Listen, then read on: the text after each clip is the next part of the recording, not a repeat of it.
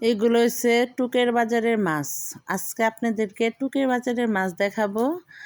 আর এই মাছগুলা কিন্তু দেখেন, এই চিংড়ি মাছগুলা কিন্তু আমাদের চোখের সামনে নদী থেকে নিয়ে আসলো, কিন্তু সবার সাথে শেয়ার করতে পারিনি, অনেক অন্ধকার ছিল। এখন বাজারের মাঝে, যার কারণে অনেক আলো দেখা যাইতেছে, লাইট আছে। আর এইগুলো হচ্ছে ইলিশ মাছের পোনা, জালুরা বলতেছে, অনেক মজার মাছ এগুলা। আর এইগুলা তো চিংড়ি মাছ, ছোট চিংড়ি মাছ। আর এইগুলো বলে টুকের নদীর মাছ। আর এই জায়গায় পাঙ্গাস মাছ, এই যে একটা বড়, বিশাল বড় একটা কাতলা মাছ। এই মাছটা এত বড়, কিন্তু মোবাইলে দেখা যায় একদম পিচ্ছি। 12 কেজি না 10 কেজি বলছিল জানি। আর এই জায়গায় আমার ছোট বোনে কাসকি মাছ কিনতেছে। আর এই কাসকি মাছগুলো নদী থেকে নিয়ে আসলো আমাদের চোখের সামনে।